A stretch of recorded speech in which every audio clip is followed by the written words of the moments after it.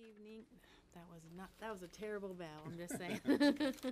I'm searching for what. Welcome to this evening's business meeting of the Richmond Community Schools Board of School Trustees.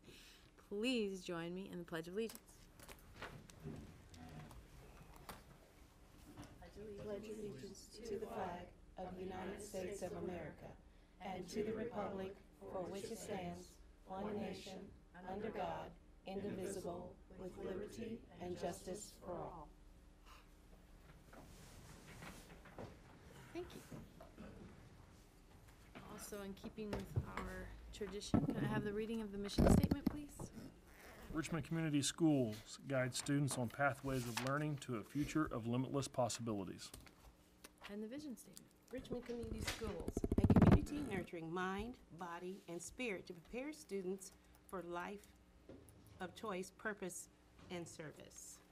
Thank you both so much. And we have first on our agenda celebrations and reflections, and oh no, I forgot. So tonight we're going to have a Power Up update, and Dr. Reynolds and Mr. Tidrow are going to give us that update. So I'll turn it over to Mr. Tidrow first, I believe. Oh, sure. If that's okay with you, Dr. Reynolds? Absolutely. All right. So, Ollie? thank you. So we're into the second full year of our Power Up initiative, which includes a one-to-one laptop program for our fifth graders through seniors, and a mobile device initiative for our K through 4 students. And we see it going really well. I thought I would focus on a few of the procedural things that we've really focused on the last few months. One is we've introduced our technology clerical last year, and her name is Danielle Lynch, and I thought I'd go over a few of her responsibilities that she's taking care of. One is she inventories all of our laptops for that 5th through 12th graders, which is, in theory, a pretty easy task. You got 2,900 laptops, you count them, but we have a lot of students that come in and out, transfer schools, maybe withdraw, come back in, so she's inventorying those laptops. She works with the schools for the loaner laptops. When a student might have a broken one, maybe left it at home, she makes sure that the media centers have enough devices that they can loan those out. She manages the insurance process for those broken laptops for those students who have the insurance. And that includes working with the claims and the insurance people to make sure that they get the devices sent out and back in and back to the students, which is very important. And then, if the insurance was not purchased and there's a breakage, she works with the parents or the guardians for any kind of repair costs. And that might mean a letter home, maybe a phone call, receiving monies from them to offset those repair costs. So. We're seeing a nice procedure for that clerical.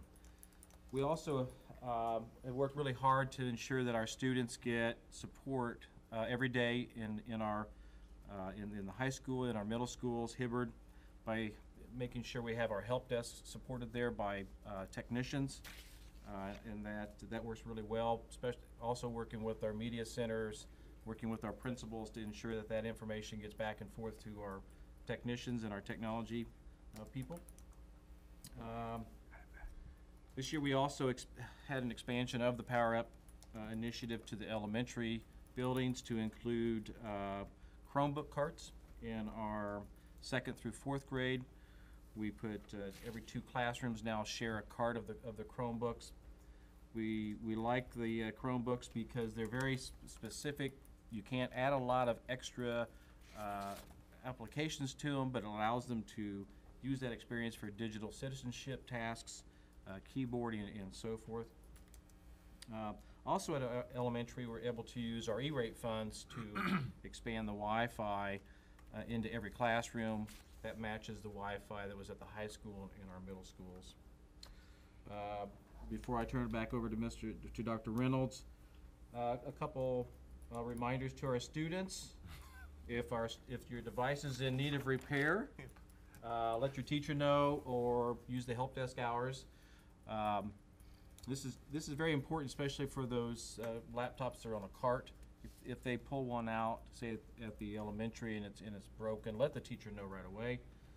Make sure that your laptop, when you take it home, is charged nightly and over the weekend, so when you come into school, it's ready. And then be mindful of your laptop. It is a professional device. It will break, so be very mindful of that. So with that, I'll turn it over. I wasn't quite ready to follow the public address announcement, but I do appreciate that. Really, to continue to build on kind of the logistics and the hardware side that Mr. Tidrow had mentioned, we continue to strive to meet those goals and objectives that were listed in the Power Up plan. Main goal was to begin to remove barriers and provide those best educational opportunities possible. I think the first barrier that we wanted to eliminate was access to technology being an event. We did, well, all right, we get the iPad cart today, great, we get to go to the laptop lab. I mean, we wanted to not have it be an event, that they have access to additional devices, and that was, we're well on our way. Accomplished 5 through 12, and then 2 to 1-ish at the K to 4 level. We wanted to make sure that, again, it wasn't an event in the classroom, that it was embedded in the curriculum. Besides the digital citizenship that Mr. Tidrow mentioned, where they're doing those keyboarding skills, just using a keyboard, word processing, PowerPoint slides, those types of things, internet safety. Besides those activities that are in the curriculum now, we wanted to make sure that technology was embedded in all the curriculum. And I think you go out to the classrooms and you'll see technology used in all different ways, whether it's the whole class is on, whether no one in the class is on, and it's just the teacher supporting that way, small groups, one-on-one individualized instruction. It's really great to see, and it's happening in all subject areas. It's embedded in all subject areas. So we're really excited about that. Along with that, I remember from one of our first Power Up meetings, one of our community members expressed a concern about the lack of success for new students at a post-secondary institution, and it was because of lack of the ability to use a learning management system, and ours is Campus.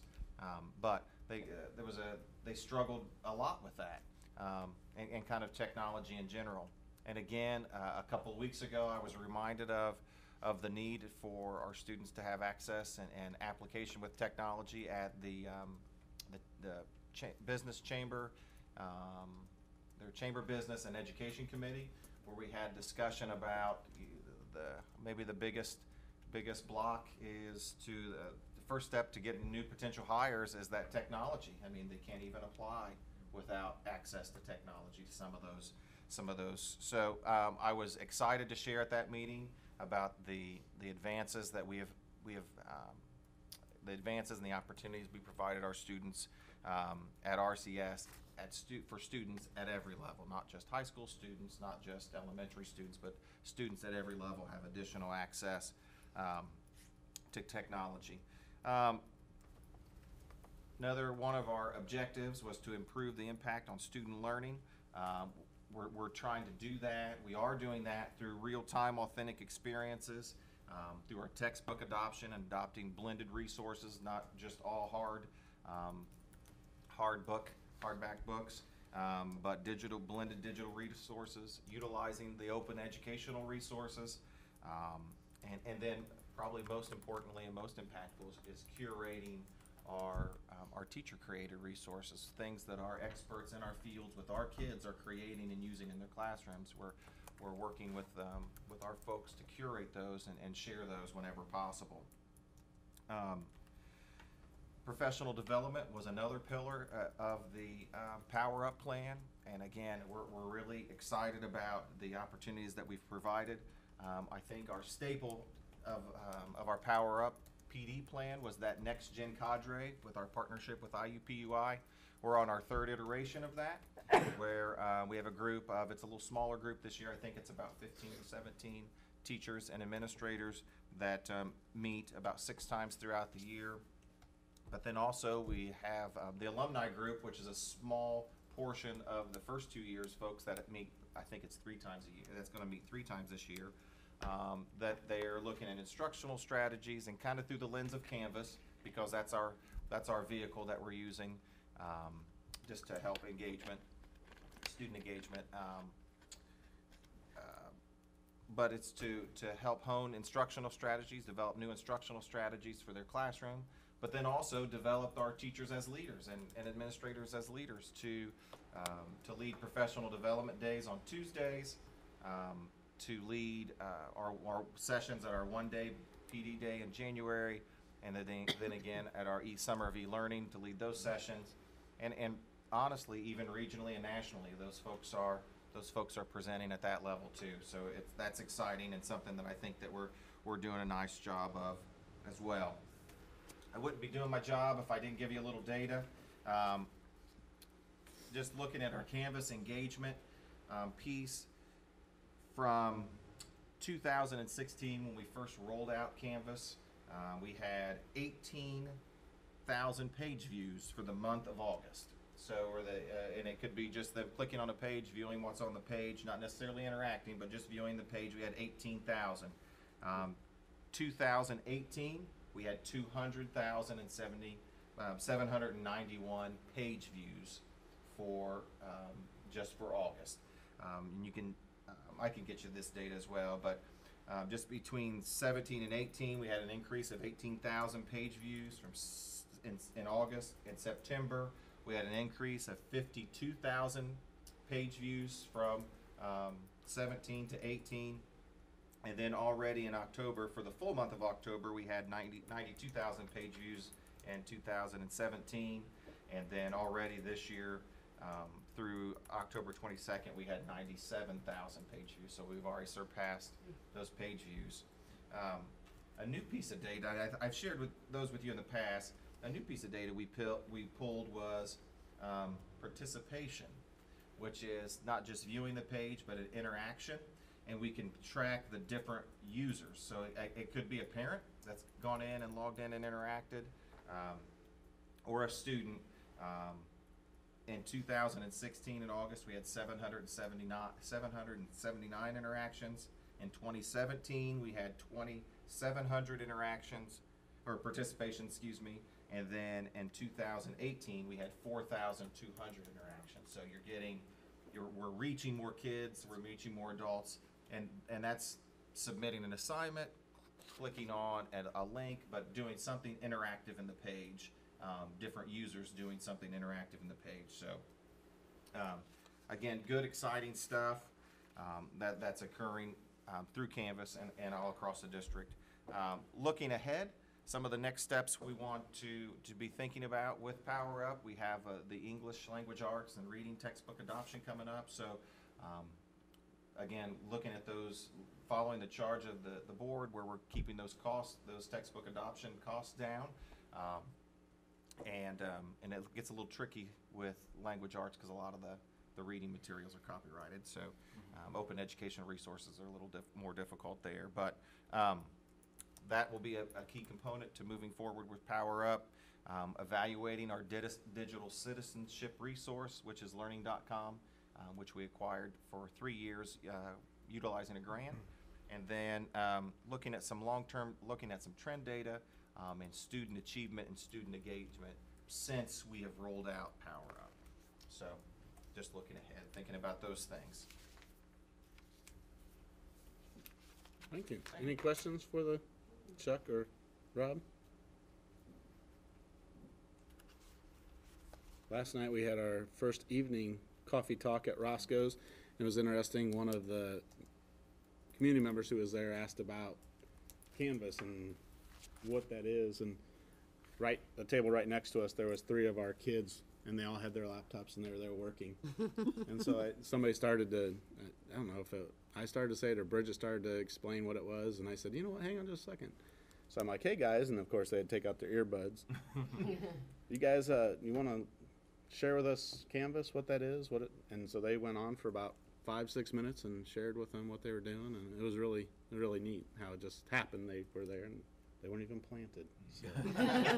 Money But well spent. keep that in mind for the next one, right? Yes. Good job, Brendan. Yeah, so it was good. All right, thank you, I gentlemen. did have, Oh, go ahead. I guess a question. On the English textbook adoption, how do the novels tie in with that the kids are expected to read? I mean, is that part of that adoption, Yeah. the hard copies? Well, it goes right along with our curriculum map. So what we have now, we're based on an adoption from 7 years ago. Yeah, The 7-year rotation, right? It's from 7 years ago, where they revised the maps and selected novels as a committee. So if we wanted to maintain the hard copies, I guess, just from the reading experience, is that a great? You said there's copyright costs, so is there much savings to not doing that? Well, and when you go to when you this go to can be open- down the road. Yeah, when you go to Open Ed Resources are non-copyrighted materials. You can copy and use, and they're good resources because they're created by educators. But you get a little fuzzy when you're not going to find your novels in that. They're not going to be in that. So we have to continue to purchase those, replenish those maybe as needed through textbook adoption. Thank you. No, it's a good question. Thank you. Okay. Yep. Thanks, guys. We are at our public commentary portion of the meeting. Do we have anyone signed up? All right. First is Garrett Bird. Stand up here. Hi. Hello, my name is Garrett Bird. I graduated in 2016 from Richmond, part of the early college program. I'm now currently a junior at Earlham, majoring in geology, minoring environmental sustainability. And I was asked to come in today and kind of give just a brief statement about how early college has either affected my high school curriculum education and how it has affected my outcome college-wise. And I'm not going to say like the curriculum education really affected, because I've always been a hardworking student and I would have taken those AP honors classes regardless of whatever program I was in. But it did help me develop a good work ethic for college. It helped me get that mindset of, I'm going to give you something, you're going to have to do it, and it's not going to be a constant checkup thing. It might not be due the next day, but you'll have a week time to get this project done. So make sure you set aside time to be able to get that done. It allowed me not to procrastinate in college, which I think is the biggest issue. And if anybody says college is hard, which I do not believe college is hard at all, it's because of procrastination. You have plenty of time to do things. It's just a matter of taking advantage of that time that you're given. But I think the most important thing that early college has done for me is provide me with the resources to get ready for college. And by that I mean as far as applying for college, picking a college, figuring out what resources I need to have ready to get into colleges, paying for college. I mean, we all know college is expensive, and I'm a part of a family. I'm a first-generation college student. My family's never had all that much money. We didn't have anything set back for college, so I kind of had to do it all on my own. I didn't have somebody to go to and ask questions. But early college provided me with the resources to be able to ask the questions I needed to find out, to be able to have somebody that has gone through the process, so that way they can help me and guide me through that process to be able to get into a school I want, and to make it affordable through grants, scholarships, etc. And while I'm up here, I also just wanted to say how important the Richmond Alumni Scholarship is for me and making Earlham a possibility. We all know the price tag of Earlham. It's up there. Through scholarships and grant stuff, it made it my most affordable option. And I currently, actually this summer I just got back from China for a 2-month-long internship working with a wastewater treatment company. And usually I spend my entire summer making money in preparation for the following school year to be able to pay for some of my college costs, books, gas to get back and forth because I don't live on campus. And having that scholarship come in to help fund some of those extra costs that I had that I wasn't able to work for because I was in China, really made this semester a lot less stressful and allowed me to focus more on my education than working and paying for that education. So I just wanted to give recognition for that. And Bridget thanks you for that. it's a blessing, it really is. Awesome. So I think That's that's great. it. I don't know if you guys have any questions for me. I don't know if that's how we're doing this, but we weren't given much, so. That's great. Well, I want to say thank you because I have a daughter that's in early college, and I'm always questioning you, like, what are you doing? What's going on in class? And what's going on? She says, I got this, I got Yeah. this. But she doesn't give me, but her grades reflect that she's really doing very well. Yeah. More than she was last year. Yeah, So just probably having that independence that you were describing. exactly. To be able to get that done and take it on your own ability to get it done is pretty awesome. So Yeah. thank And, you oh, no, for you're sharing welcome. that with me. I think that's the biggest thing. Because I was lost. I knew she was in early college, but she just doesn't share. Yeah, yeah, it does help. Believe it or not, I mean, I have people ask me those questions too. Like, you were in early college, how did it actually affect anything? And I'm able to. I mean, I go and eat lunches with my former teachers that I had in early college just because they helped me out that much, and I know I'm always going to have them as a resource for my future endeavors. So yeah, and I don't know if I'm allowed to say this, but I just want to say something about the tech and the Canvas and how important that is. Being an older brother. So I got a younger brother that's at Richmond, Wyatt. And for my parents to have that ability to be able to get on there and see grades, see assignments that aren't done, I think is the biggest improvement I've seen in the Richmond academic structure, just because parents are so used to getting a paper once a month or whenever the grading period's over, and that's a lot of time that a kid can get behind. And when a parent sees it, every 3 months, they don't have time to be able to help push their kids to be able to get things done. And for them to readily be able to see those grades and those assignments that aren't done, I think really helps the students be able to stay on top of things, or at least allows the parent to kind of kick them in the butt and try and at least get them done. So I just wanted to say a thing about that. That's it. Thank you Thanks, guys so Garrett. much. We'd like to have you back next month. Yeah, no, just let me know and I'll see if I can. Thank you. I also want to talk about as a parent, Yeah. it's really nice that when you send the email to teachers, how quickly they respond back to you. I didn't expect that. Almost a 24-hour turnaround, sometimes sooner, just by me asking them, what can I do to help them do better in this class? What can I do as a parent to help you teach my kid? And they come up with all these suggestions, and it really is good for me as a parent to be able to offer that to my student at home, and in conjunction with working with the teacher, trying to help my students succeed. So that's really a good thing. Good. Thank you. Who else we have, Kim? Kelsey Bullock.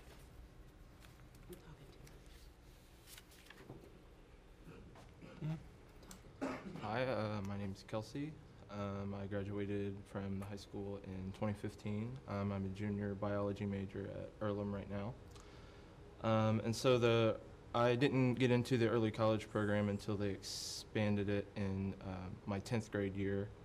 But the early college program really, my family, like, I'm the first generation college student, so my family didn't really know much about getting into finding colleges and making college visits and doing things like that. So I think early college really pushed me to think about that kind of thing really early on, which is very important. I know it's awesome to see, like, they've made Hibbard devoted to the early college program, as I understand. And that's really important in figuring out what you want to do for a career and finding the right school that's the right fit for you. And really, like Garrett had mentioned, the independence that they give you in the program really, get you into your work and making sure you get it done on your own time instead of, having somebody look over your shoulder, I think is really important. Yeah, so I don't really have much to say, but And what are you majoring in? biology. Biology. Thank you. Thank you. Thank you. He also has the scholarship.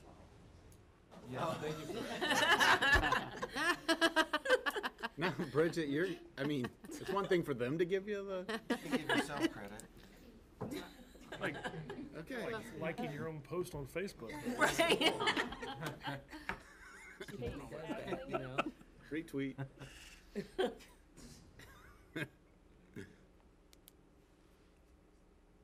Hello, I'm Chase Aislinger.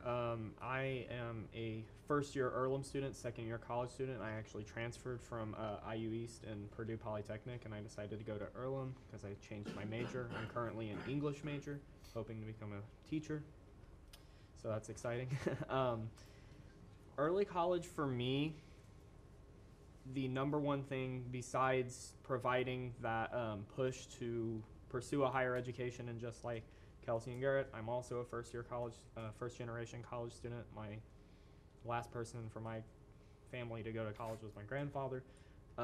So that they really helped me push into the college mentality, understand how important college is, and even prepare far in advance. Like I already knew before I even went into college, like what's expected of me, responsibility, all kinds of things. But the number one thing that the early college program provided for me was a very close connection with my teachers. That all of my teachers I still keep in contact with. Cami Folby, Trey Ronnie, especially, they are excellent teachers in forming a really close connection with their students, and all of the early college teachers did that throughout my middle school and high school career. I keep in touch with most of my teachers.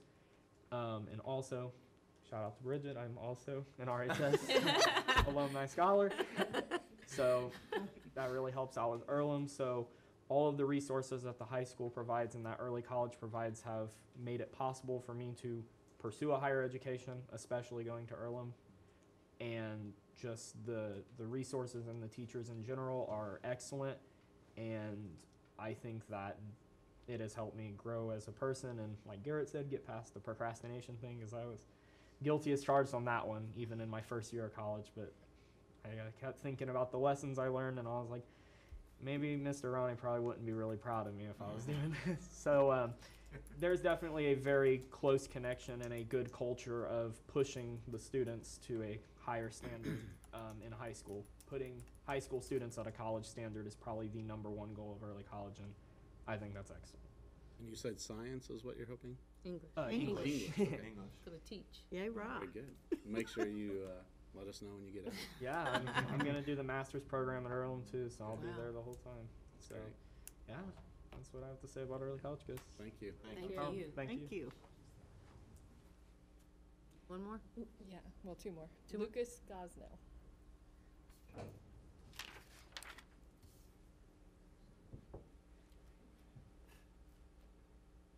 Hello, I'm Lucas Gosnell. I'm also an Earlham college student. I'm a sophomore at Earlham. I graduated from the high school.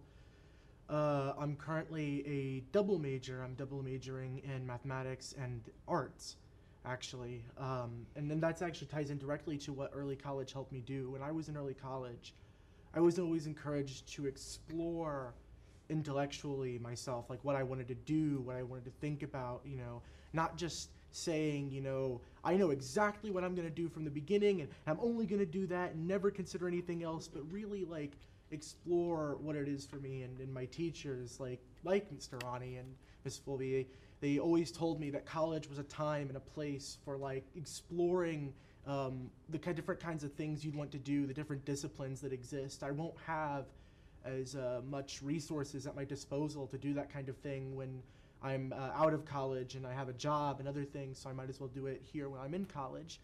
And when I entered college, I thought that, you know, I was just gonna study mathematics and go straight into like, you know, graduate school and do all that stuff. And I probably will at some point in the future. I do want to go to graduate school.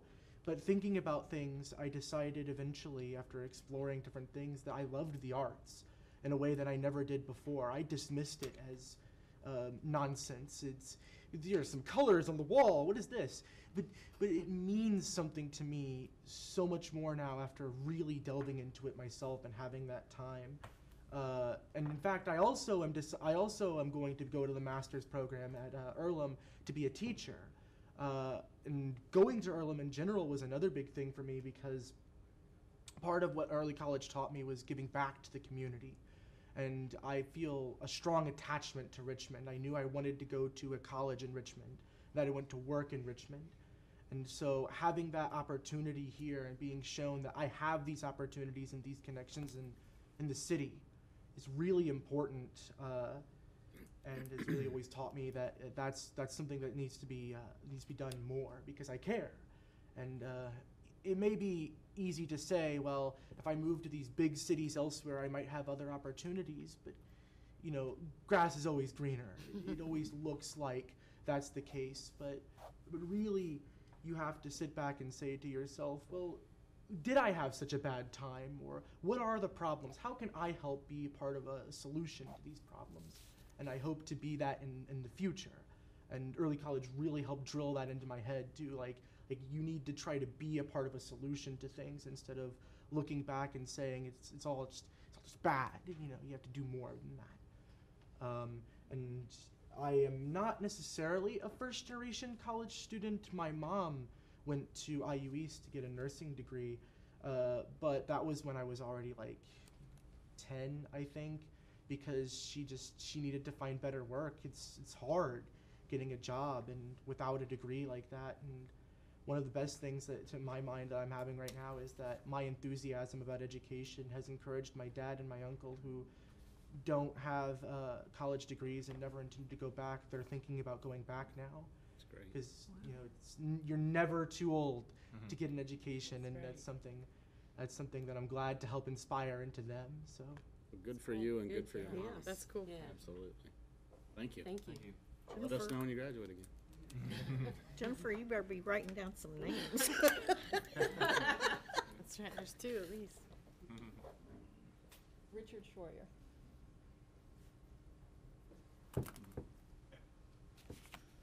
Hi, it's good to see you all again. Remind me never to sign up after the students. I was gonna say, what were you That was thinking? a dumb move on my part, but I'm also a first-generation college student.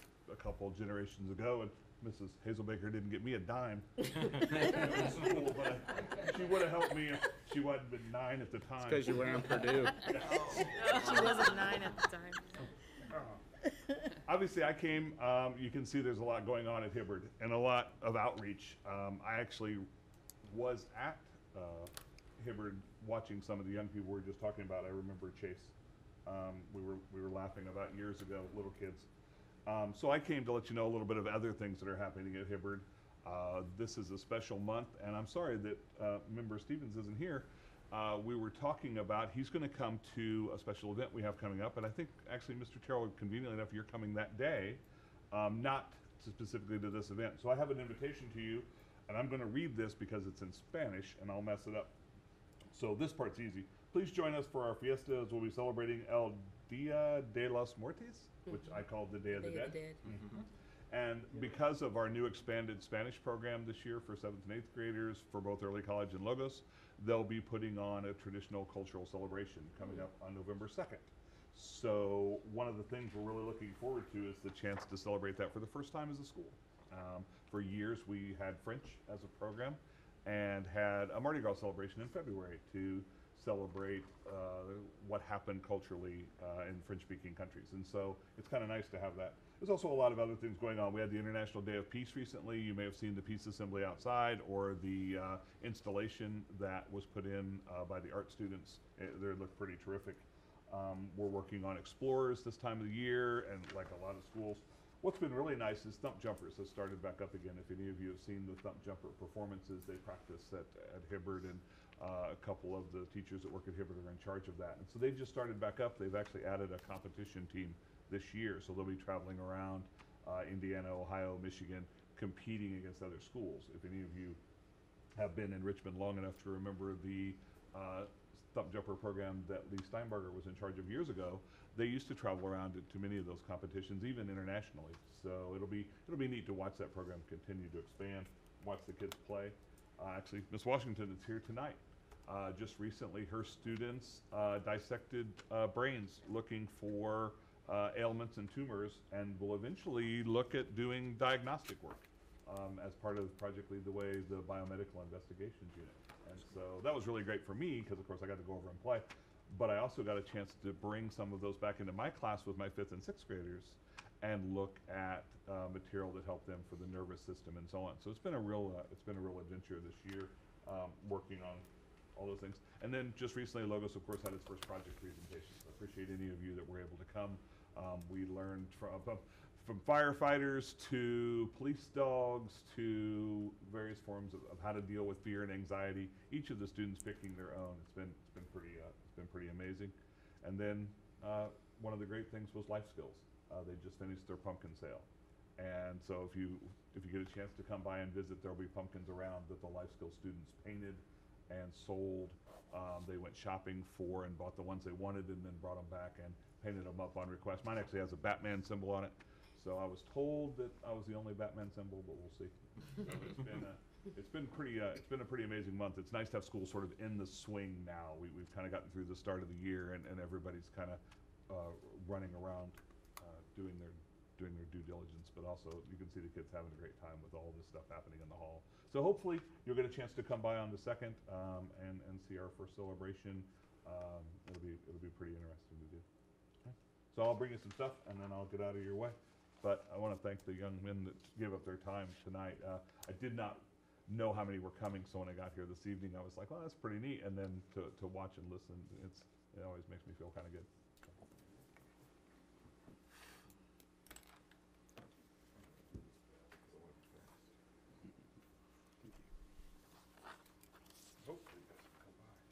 I'll be decorating cookies, so. That's going to be interesting. I'm surprisingly good at that, so I know that's not a skill you probably gave me credit for, but my cookie decorating skills have really improved over the years. Thank you. No, you'll be there anyway. I think you guys are coming to see. I just want to know how painful it was for Mr. Weber to look at you with that Purdue shirt on the entire time. Yeah, I know. I went to go home and changed into this too. In case y'all didn't know. You might remind them who beat Ohio State. It's for the kid. Come on.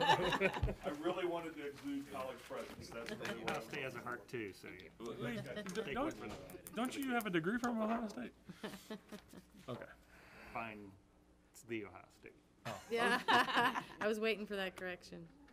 All right, so next up are our consent agenda items. Okay, our consent items this evening are 4.01, the approval of minutes, 4.02, human resources, including the addendum at your table tonight, 4.03, accounts payable, 4.04, the monthly financial report, and then 4.05, grants. Okay, do I have a motion to approve the consent items as presented? I move that we accept the consent items, including the addendum. Okay, do I have a second? I'll second that. Any comments or questions? I have a question. Yes, ma'am. With regarding the grants, it says the robotics is just for the Power Up for the Girls. Is that just a specific grant that was just specific for the girls? It's not actually specific just for the girls. It just is that the way that it was awarded. That grant is very specific, and so they already received one for earlier in the year, and it pays for training and a robot. And so they went back and asked for another grant, and that just happens to be the way that they worded the grant when we received it. That's not our language, that's the grant's language. It's the name of the grant, Girl Powered.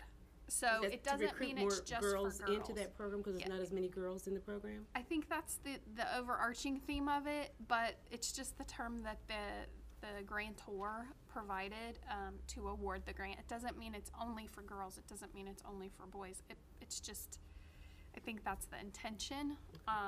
But again, this is something that basically we don't have to do anything except send our staff and we get a robot. I mean, we don't have to match anything. We don't have to I mean, it's really Focus on girls. free training and a free robot for them. That's awesome.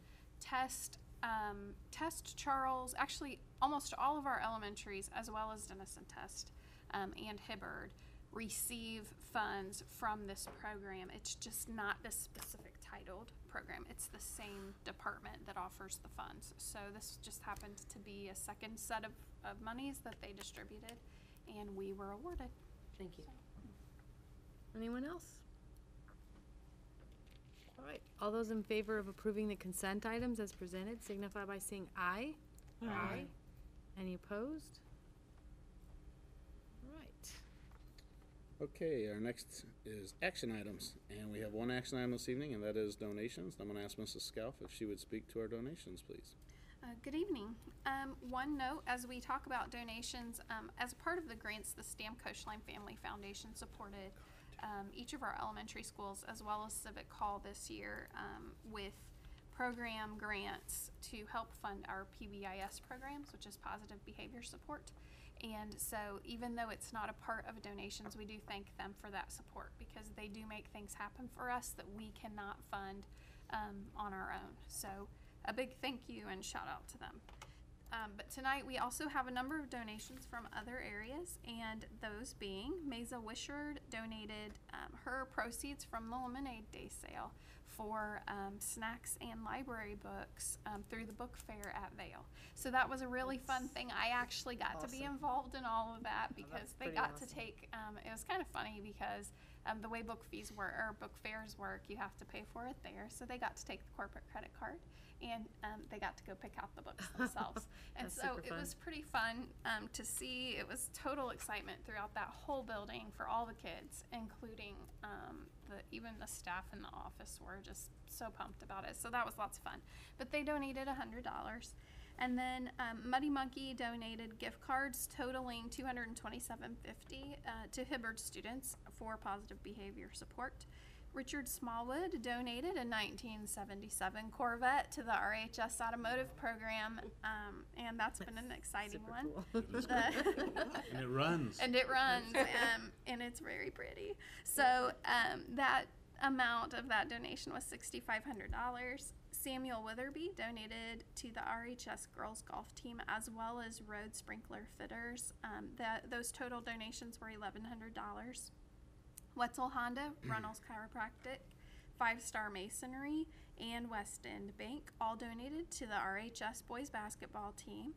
Those were gifts of $1,400 by Wetzel Runnels and 5 Star Masonry and $1,200 by West End Bank, as well as Christy Donnelly donating to the Civic Hall Proudly Presenting Series, $100. So donations this month totaled over $13,427, and we are very grateful for each one of those. Yes, we are. Fantastic. So tonight, I ask the board to approve the donations that we have received during the month of September. Do I have a motion to accept the donations? Debbie, do I have a second? So moved. Second. I appreciate it. Any other comments or questions other than, I'm sorry, Second. Brad. Thank you very much. That's, we can't do it without those, and I'm always fascinated, so that's really neat. All those in favor signify by saying aye. Aye. Any opposed? Okay. Board reports and old business. So this evening, we actually had banking documentation listed as a possible action item. And so I asked Karen if she would just give everybody just a very brief update. You saw the email that she sent yesterday, but just so that way you get, if there's any questions about that. So Mrs. Scalf, if you'd like to just speak to that briefly. Sure. This is a very quick synopsis of what we're currently doing.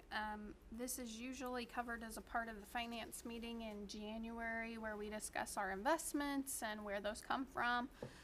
But just kind of to let you guys know, we do try very hard to spread out our banking needs throughout our community right now. We have a number of banking institutions in our county that support us in very varied and even sometimes large financial ways. And so for that we are very grateful. But with that, they also provide us with the services that surround just basic banking. So we currently bank in some form or another with First Bank Richmond, West End Bank, U.S. Bank, Chase Bank, and we are going to start looking into, as we should, on a fairly regular basis, just our banking services and how to get our best needs met with the minimum amount of fees. So I'll be taking a look at that and just looking at that that structure and what maybe we can do to continue with the good support that we get, but also making sure that financially we are doing what's best for the corporation. So that's a brief overview of what we are doing right now. And then we will also be working with Trust Indiana. We've worked with them in the past, but we will be working with them again with some of our funds, and hope to accrue some interest again as the market continues to do better. So we'll look for that in the future. All right. Thank you. Any questions for Karen? I wanted to add too that I did receive some sample policies from Julie Slavens, and I haven't had a chance to really review it, but I'll share it out with you guys as soon as I get a chance to do that. It'll be in the next day or so. So I hoped to come with more than that tonight, but at least we have some examples, so we can go forward with that. On the banking, you're not looking to go to a non-Richmond bank for our basic banking needs, are you? That's not my intention. We still have to make a lot of cash deposits, and so I need someone in town to do that with. I'm not looking outside of Richmond. I'm not saying we won't receive something from someone, because that's always a possibility. You have to be, if someone asks to participate, you have to let them. But the award, I'm not looking at awarding anything that I can't make deposits to. That's something that we would still have to have. I think it's important we support our banks as much as they support us. I agree. And this is one thing that I might just note is in the past, Richmond has a history in their banking of what probably originated with maybe First National and Second National banks, and they were kind of the primary banks in town. And up until fairly recently, some of our local banks could not participate when we would go and seek service needs because of the type of needs that we have for the financial costs and just the whole spectrum that we had to utilize. That has changed. In recent years, we have very competitive banks locally, and they have reached out to let us know that. And so I think that this will be a good opportunity for us to take a look at what we have locally to see if, things possibly could change in that way too. We still have to be good stewards. Correct. And I think it's important to realize that the services we required for this bond issue in the form of a registrar and paying agent are such services that the local banks really aren't set up to perform. In fact, we even solicited interest on their part, and they had to politely decline.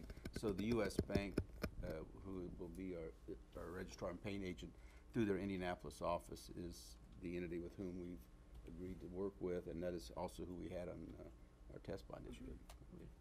And also the 2013 issue that we did that's going to close out